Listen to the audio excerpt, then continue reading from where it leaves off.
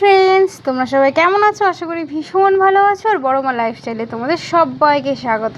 তো আজও তোমাদের সামনে ছোট্ট একটি ব্লগ নিয়ে চলে আসলাম, একেবারে ছোট্ট।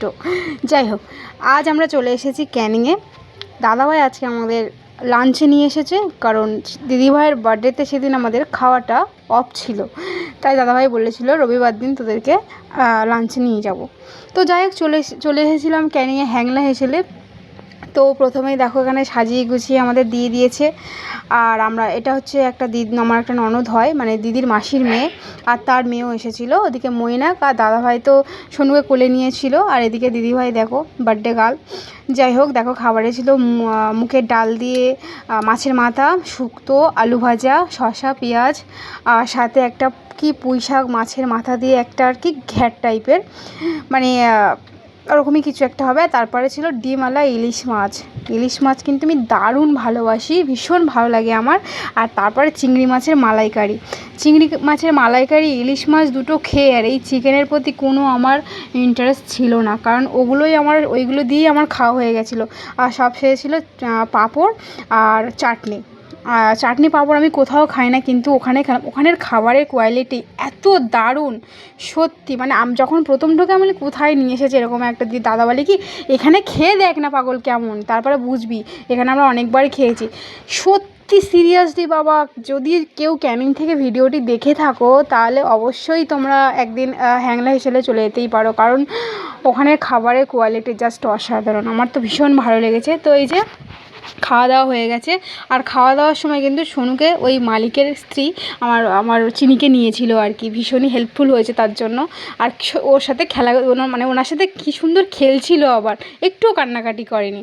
তারপরে এই যে দাদাভাই সামনের মাসে গাড়ি নেবে, তো আগে থেকে এই হেলমেটটা আমার মা স্কুলে যাবে যখন, আচ্ছা, এই হেলমেটটা পরে আমার মা স্কুলে যাবে। আচ্ছা, বাইক চড়ে মা তুমি হেলমেটটা মাথায় দাও। এই হোক হোক হোক হোক, হ্যাঁ তাহলে একটু বড় কিনে দাও। পছন্দ হয়েছে মা? তোমার গাড়ি কোনটা, তুমি কোনটা নিয়েছো? চলো দেখাও।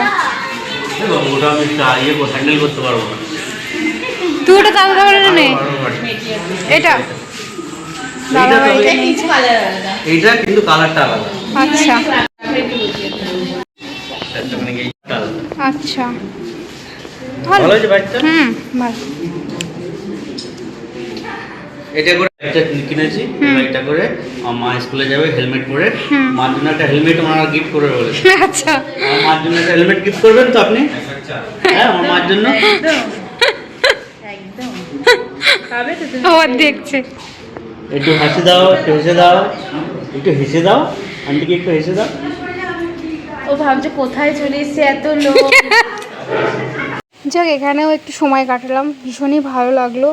আর এদিকে দেখো, মানে মৈনাকের একটা গাড়ি পছন্দ হয়েছে, মৈনাকের এই গাড়িটাও পছন্দ হয়েছে, প্লাস মৈনাকের আরও একটা গাড়ি পছন্দ হয়েছে। তো আমি মৈনাককে বলছিলাম যে তোর কোনটা পছন্দ, বলছে আমার এই গাড়িটা ভীষণ পছন্দ। আমি সেখানে নিয়ে নে, বলছে এখন না, আগে পড়াশোনাটা কমপ্লিট করি তারপর।